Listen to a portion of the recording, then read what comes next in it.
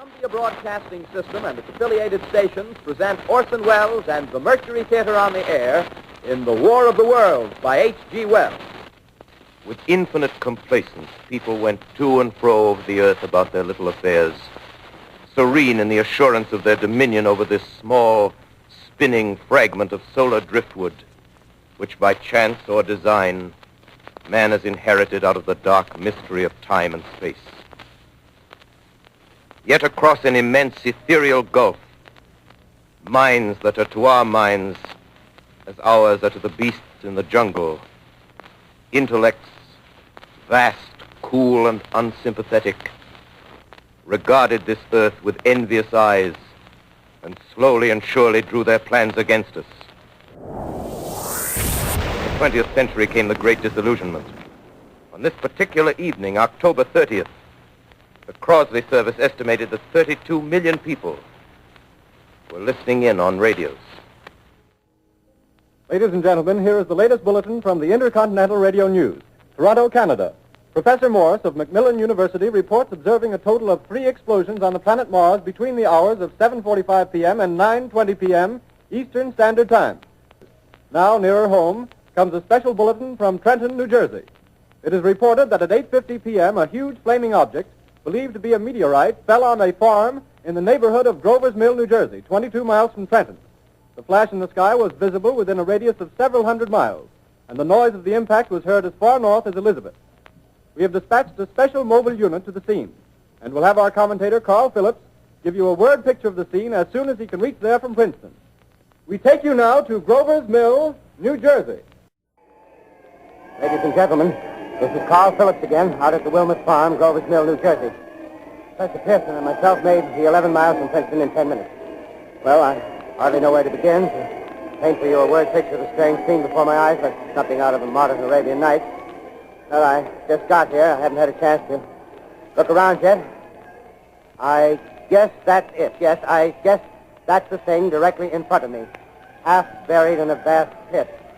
Must have struck with terrific force. The ground is covered with splinters of a tree. It must have struck on its way down. But I can see if the object itself doesn't look very much like a meteor, at least not the meteors I've seen. It looks more like a huge cylinder. Has a diameter of, what would you say, Professor Pearson? What's that? What would you say, what's the diameter of this? About 30 yards. About 30 yards. Spectators now are pressing close to the object in spite of the efforts of the police to keep them back. Getting in front of my line of vision. Would you mind standing one side, please, while the police are pushing the crowd back? I wish I could convey the atmosphere, the background of this fantastic scene.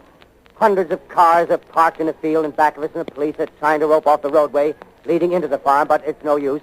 They're breaking right through. Now, some of the more daring souls now are venturing near the edge. Their silhouettes stand out against the metal sheen. One man wants to touch the thing. He's having an argument with the policeman. Now, the policeman wins. Now, ladies and gentlemen, listen, please. Do you hear it? It's a curious humming sound that seems to come from inside the object. I'll move the microphone nearer. Here. Now, we're not more than 25 feet away. Can you hear it now? Something's happening. Ladies and gentlemen, this is terrific. This end of the thing is beginning to flake off. The top is beginning to rotate like a screw, and this thing must be hollow. He's moving! Keep back there! Keep back there! Keep those men back! Keep back there! Keep those idiots back! Take off! The top's loose! Look out there! Stand back! Ladies and gentlemen, this is the most terrifying thing I've ever witnessed. Wait a minute. Someone's crawling out or something. I can see coming out of that black hole 2 luminous discs. The eyes, it might be a face, might be almost... Good heavens, something wriggling out of the shadow like a gray snake. Now it's another one, and another one, and another one. They look like tentacles to me. Oh, yeah, I can see the thing's body. Now it's large as a bear. It glistens like wet leather, but that face, ladies and gentlemen, it's indescribable. I can hardly force myself to keep looking at it. It's so awful. The eyes are black, and they gleam like a serpent. The mouth is a kind of V-shape with saliva dripping from its rimless lips. It seems to quiver and pulsate, and the monster, or whatever it is, can hardly move. It seems weighed down by possibly gravity or something. The thing's rising up now, and the crowd falls back. They've seen plenty. The most extraordinary experience, ladies and gentlemen. I can't find words. Well, I'll pull this microphone with me as I talk. I'll have to stop the description until I can take a new position. Hold on, will you please? I'll be right back in a minute. Ladies and gentlemen, am I on?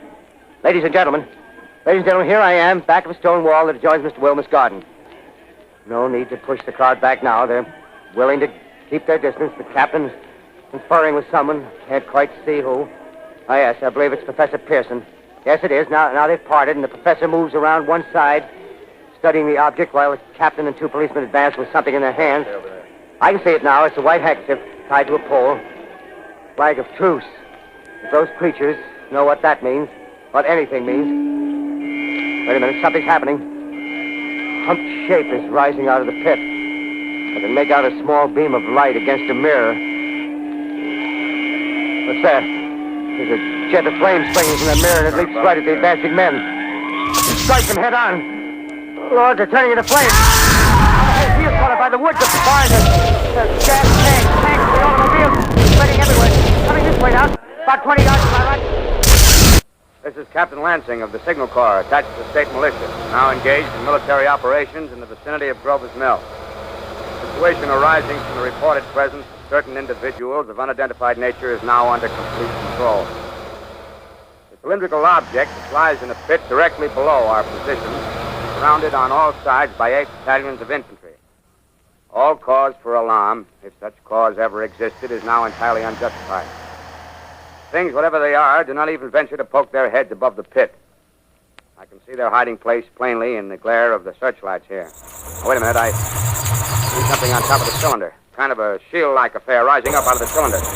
Going higher and higher. What? It's standing on legs. Actually rearing up on a sort of metal framework. Now, hold on.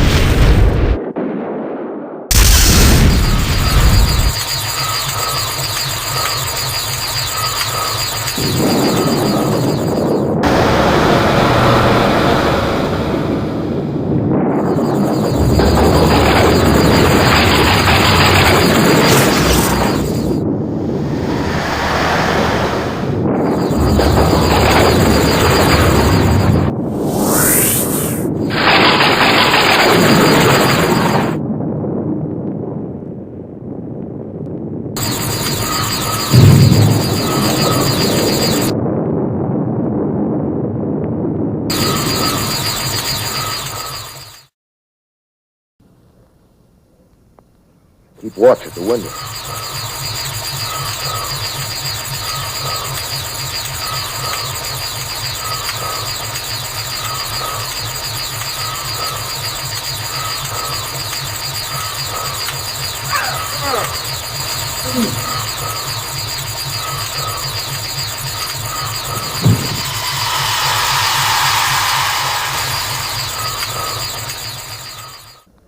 Exhausted by terror, I fall asleep. Morning. Sun streams in the window. I venture from the house. I make my way to a road, no traffic. Push on north. And I keep a careful watch. I've seen the Martian speed. Suddenly, I caught sight of the hood of a Martian machine. Standing somewhere in Central Park, I climbed a small hill above the pond at 60th Street, and suddenly my eyes were attracted to the immense flock of black birds that hovered directly below me. They circled to the ground. And there before my eyes, stark and silent, lay the Martians with the hungry birds pecking and tearing brown shreds of flesh from their dead bodies. They were killed by the putrefactive and disease bacteria against which their systems were unprepared.